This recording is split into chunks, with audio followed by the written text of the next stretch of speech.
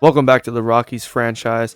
Today we are taking on Paul Skeens and the Pittsburgh Pirates. We're hosting them at home in Coors Field. This will be a quick video for today. I just want to basically play this one game and then view the draft picks on our team. So let's go ahead, let's jump on in.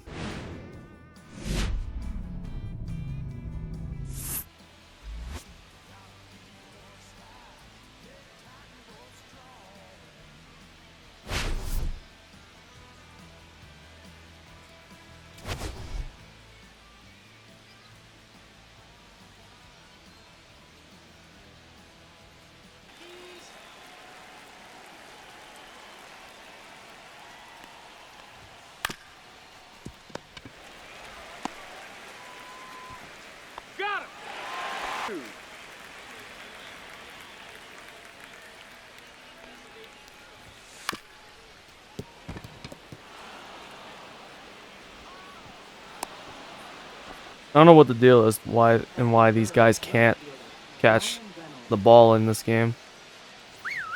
Maybe it's just a tweak, I don't know. Runner. Yep. 1 ball, 2 strikes.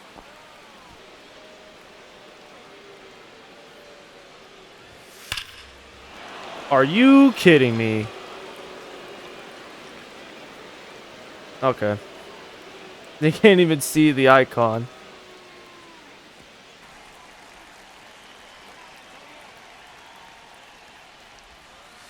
Hey, high, 3. Something I want, but whatever.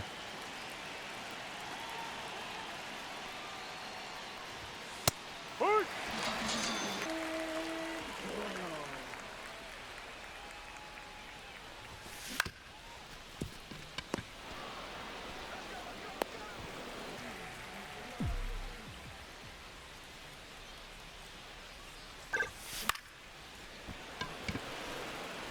Damn it.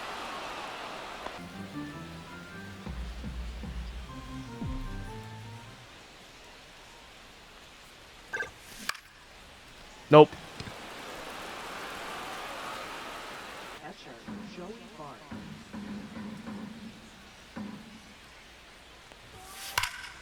Bro. Hey, yo, that sinker's useless. We ain't using that shit no more. That shit done.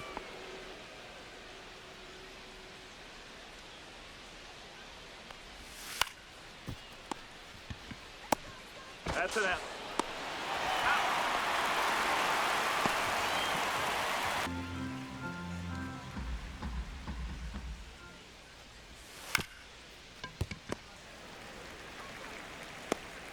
That's an out. Alright, take 2.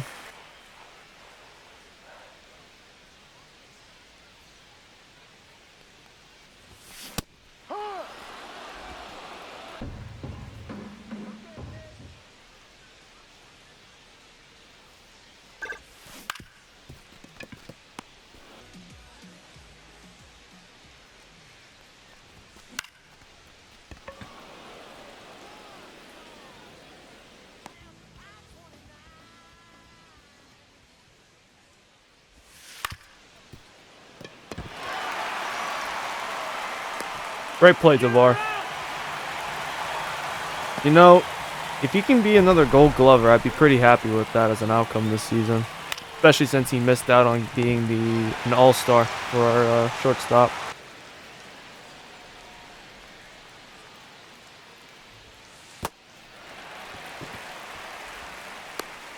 He's out.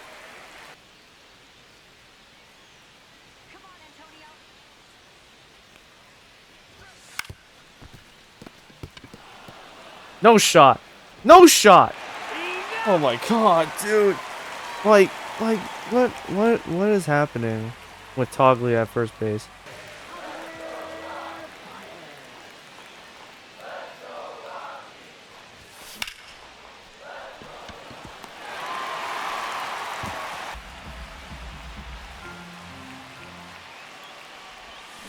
High, 3.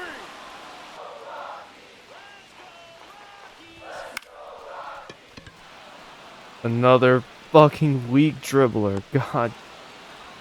Okay, whatever.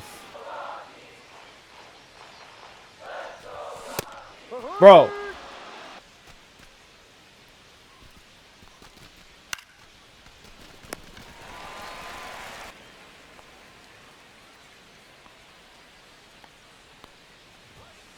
That's a ball.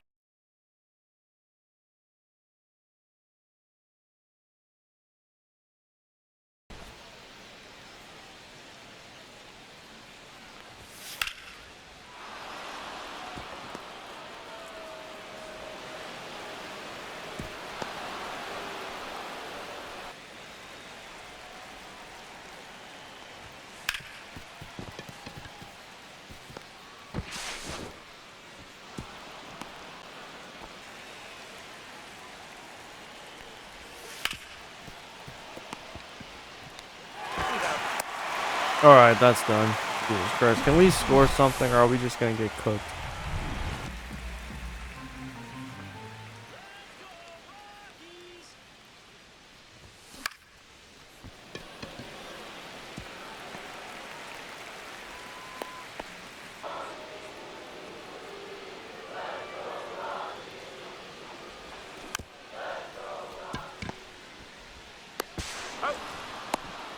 No, you're out. You gotta be kidding me.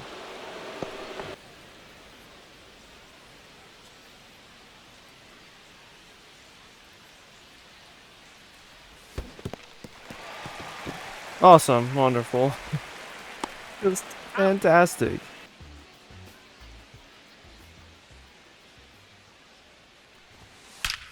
Bro. Bro, the sinker is done. We ain't getting shit done with that. Ah, he's not gonna get there.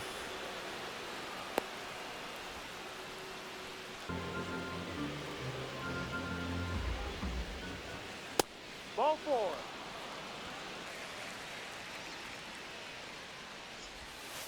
Ice cream.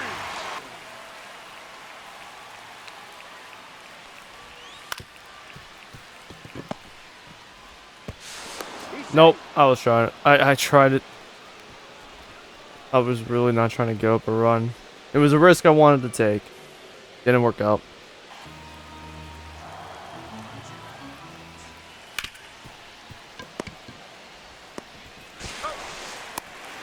You're out.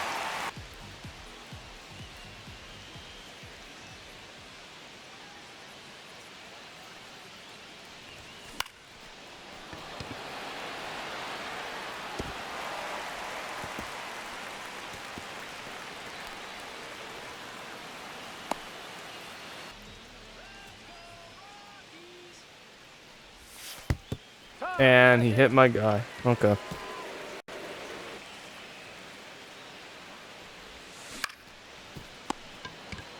Motherfucker. He's out. Lucky ass. Lucky ass motherfucker.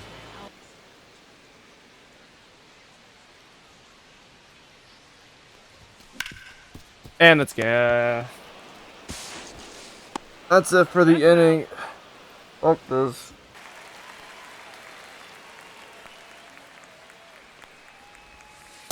Ahoy, three.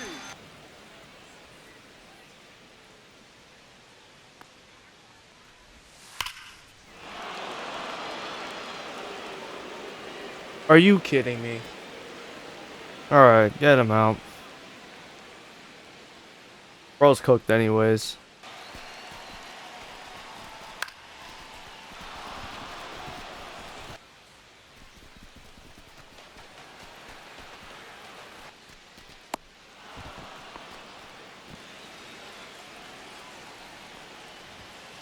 Hee-haw, three.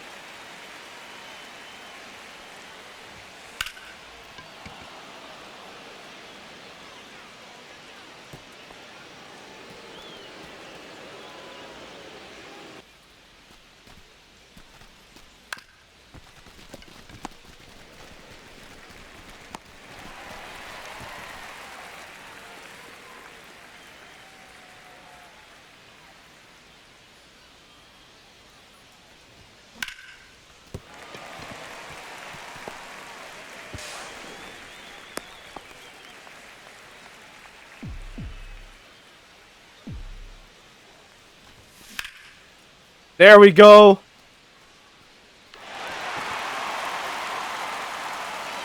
There we go.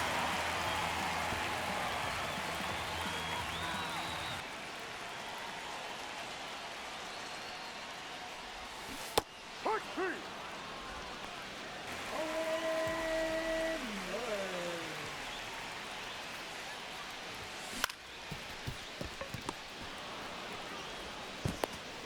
Out.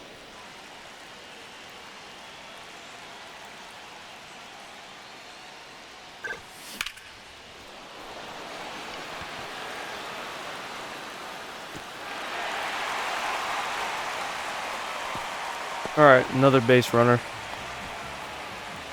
And we cut this within 5. Can we do that before the inning's over?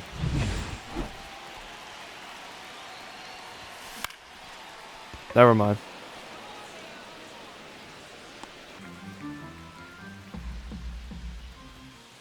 High three.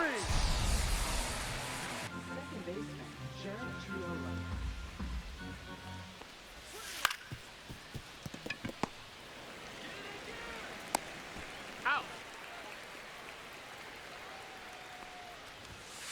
High three. All right, this inning, next inning, 9th inning. 3 innings left to try and cut this within 5. And at least make this a respectable final.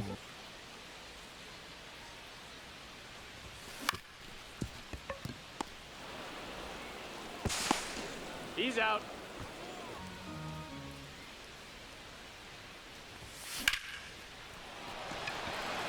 Another. Oh, wait. No, it's going to be off the wall. Okay. Javi gets a double here.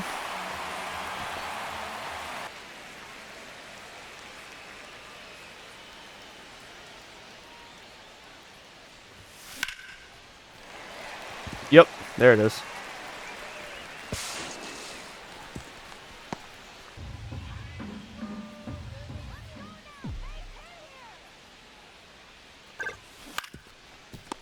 Oh, fuck. He's go. That's an out. Oh, damn it.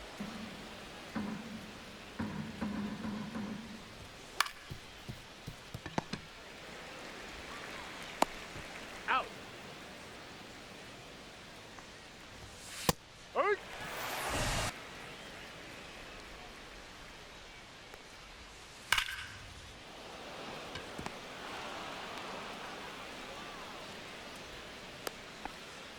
Two strikes. High three.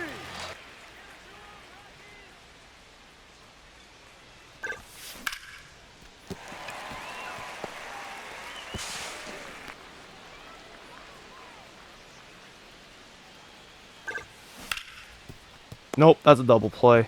He's out. Out. Keep batting into double plays. It never ends.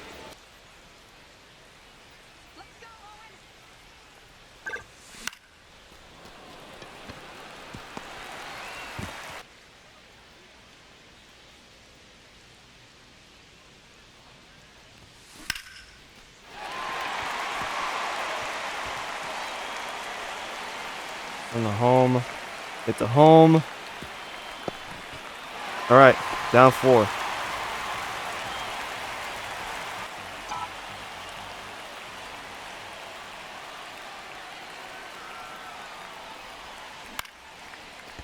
Oh, that's just another dribbler.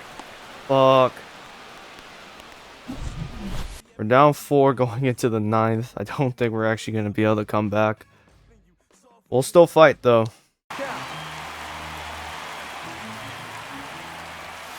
Ball 4. Take your base.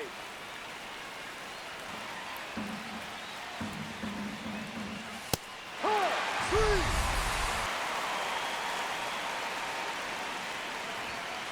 High three. Full count. High. All right. Last chance. Here we go.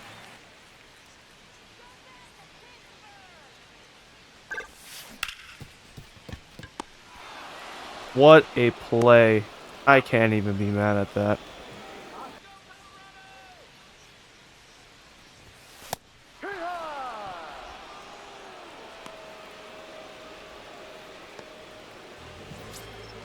Well, this is it. Like last episode, this comes down to Jacob fucking Stallings. And it's a dribbler. I hate my life. He's out. Just another day, another L across our foreheads. What can I say? We're not a good team. At least they fought. I'm okay with that. I'm happy that the team is still tries to fight this late in the season, knowing that they're going to miss the postseason. I can't be really that mad. Besides, all for the goal of a top draft pick this year. That's the goal. That's the game plan. Only Fernandez did not reach base, and only 2 guys recorded RBIs. There's really not much here to talk about or discuss. Look how many people grounded out into double plays. That's four guys. 4 guys did that. And then, of course, Senzatella gets the loss. McDermott gave up 2 additional runs. Yeah, there's really not much here. Just another loss. We're not a good team after all. What do you expect? But we will be a good team in the future depending on our draft. We can finally start viewing the draft picks for the Rockies and all the other teams for 2025. I'm actually looking forward to this. I got some records here from the draft the other day. Let's take a look. This is a very... Yo! What the fuck? Yo! Alright, I guess this isn't that bad. I was gonna be like, damn, our first round pick was an 81 overall. I can see why he wasn't a top 10 projection. But damn! This man fell through the cracks. But holy shit, his rating is terrible. 41 overall? How is he a 22-year-old? Ain't no fucking way. How the hell is he gonna reach his potential with such low rating? I almost feel like he shouldn't be a 22-year-old. How does that make any sense? Something about this just doesn't seem right. Hoyt Campbell was a 4th or 5th round selection. This isn't that bad. 75 for him. Kirk Driver. Ramon de Villar could be an 86. That's his actual potential. Jose Fuentes, 72 potential. That's a bit disappointing for a 2nd round pick. And Dennis Eckert is an 81. At the very least, with the way things are set up, there is a chance these guys can even exceed their actual potential. With the way I have players able to gain overall points in this franchise, in this series. As for the one who probably needs to be in Class A for the longest, it's definitely got to be Anthony Espinoza. Also, I gotta give him a little face. I gotta give him a little facelift, bro. That is a crazy beer for a 22-year-old. You can have that type of beer when he's in his 30s, but as of right now, that is insane. So I am curious now. What did we miss out on? Who? So let's. I want to see what's around the league right now. The Dodgers had a solid first 3 selections. I mean, their 3rd round pick is a potential 95. He's 55 out the gate. Their back half of their draft is pretty underwhelming, though. But it's the Dodgers. They'll figure out a way to develop them into contributors, big contributors. The Padres only have 5 picks. None of them that are 85 or higher for potential. But starting out the gate, they're all 59 to 60, so that's not bad. Felipe Cecedo, I was considering him. Seems like I would have ended up with something similar had I picked him over Eckert if I had the chance. Henry Chavez, though, a potential 89 overall. Jesus, that's actually, this is actually not a bad draft for them for 5 selections. And then the Diamondbacks, a 90 overall for a closing pitcher. He's 66 out the gate. It's not bad, but I think you would want more out of this than your best selection being a closing pitcher. At least for us, our best players are positional players. The Cardinals did pretty good the first 2 picks. I don't remember if I was considering Pablo Herman or Pinero, but from the looks of it, they did pretty well here. The Pirates did a pretty good job. Their first 5 selections are pretty solid, the first 3 especially. Milwaukee drafted a potential 91 overall, currently sitting at 61. They're going to make sure he joins their endless, they seemingly have an endless bullpen and pitching rotation of elite arms. It just never ends. The Reds drafted a bus with the 9th pick. There's no other way to describe it. A 22-year-old with the potential of possibly 64. His scouted potential was 70 to 80, and they landed a 64. At least for us, ours is not that case. We're at least lucky we didn't get a bus. And Nixon Stove, who was projected to be the first overall selection, he fell to the second round, and his actual potential is a 76. Another guy who's scouted potential, his actual potential is outside of his scouted potential. Bro, the Reds could not have had a worse start to their draft. At least they kind of fixed things with Rodney Sachs being an 89th for his potential. But after that, there's a lot of just middling selections. Good luck to their future rebuild, I guess. The Cubs are they had a decent draft. A lot of high 70s, and an 82 overall for potential. And Todd Ciccone looks like a guy who can be a major league contributor right out the gate. He could be in AAA as early as next season. Maybe even on the major league roster before. He might even be on the major league roster for next season. There's a lot with this one. The Nationals took a solid pitcher with the first overall pick. Barrett Combs looks to be pretty good. And they have a relief pitcher with a actual potential of 91.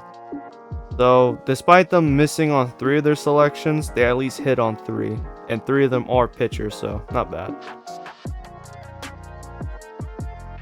The Phillies landed a solid pitcher with their first rounder, Barack Henley, 89 actual potential. However, it dips drastically for the last 3 selections. So it's going to take them a minute to really start collecting their things and get things going. The New York Mets took a solid... They had a really good draft. What the fuck? Their lowest is 71 and their highest is 91 with an 87, an 85, and a 75 in between. That's 4 selections out of 6 they landed. This is a really good draft for them. And the Marlins didn't sign Andy Hook. Meanwhile, Mandy Flores was the 7th overall selection. His actual potential is a 92. So I missed on, in terms of potential wise, I missed on like 3 guys so far. However, their next best selection came in the last round with Jose Ibarra, which meant it took them forever to actually find a good player. Atlanta had a solid draft. Their best came in the later rounds. Jeremy Cruz has an actual potential 91. But then it really falls off between these two. So at least they hit on the first 5. And then Texas had a good draft. Looks like they hit on all but 1 selection. Everyone else is in the 70s. And then their first rounder, Nino Hidalgo, an actual potential of 93. Seattle had the 3rd overall selection in this draft, and they took the oldest player in this year's draft, Bradley Whitman.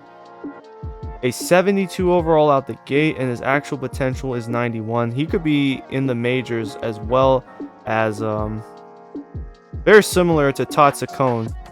Those two could actually be on their respective teams' major league rosters for next year. That could be very interesting dilemma. There's Michael Kim. I was really considering picking him up in this year's draft, and looks like I dodged the bullet. Not only has he been dealing with injury issues, but his actual potential is even lower than Dennis Eckert. So we dodged the bullet there with them. But the Mariners have other selections that seem to be pretty good, specifically Tommy Aaron. So they had a solid draft as well. The A's had a good selection, Taylor Welch.